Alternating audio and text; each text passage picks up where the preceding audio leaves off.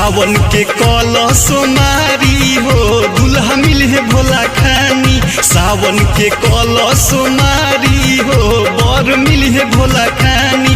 शंकर जी खानी हो शंकर जी खानी हो शंकर जी खानी। शंकर जी खानी भोले शंकर जी खानी हो शंकर जी खानी।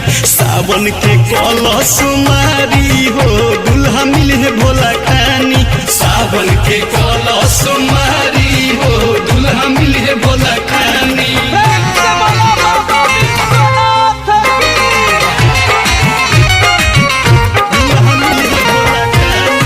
संगीत संतोष चौरसिया।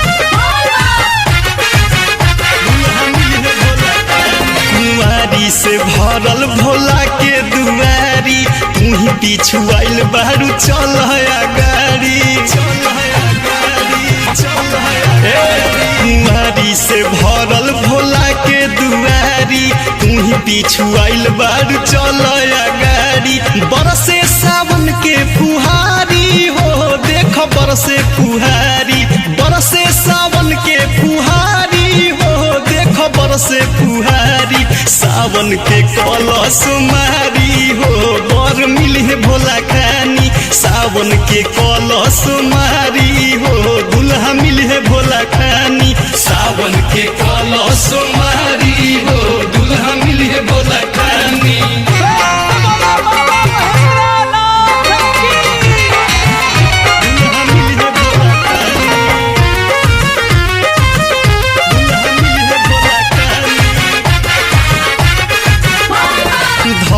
ध्यान मन में भक्ति जगावा भोले बाबा से तू अर्जी लगावा।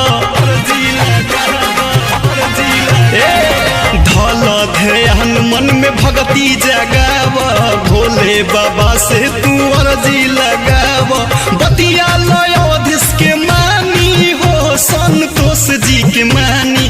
बतिया लयोधिस के मानी हो गोपी चंदन के मानी। सावन के कलश मारी हो दुल्हा मिले भोला खानी। सावन के कलश मारी हो बर मिले भोला खानी। सावन के कलश मारी हो दुल्हा मिले भोला खानी। शंकर जी खानी हो शंकर जी खानी हो शंकर जी खानी। शंकर जी खानी भोले शंकर जी खानी हो शंकर जी खानी। सावन के कलश मारी हो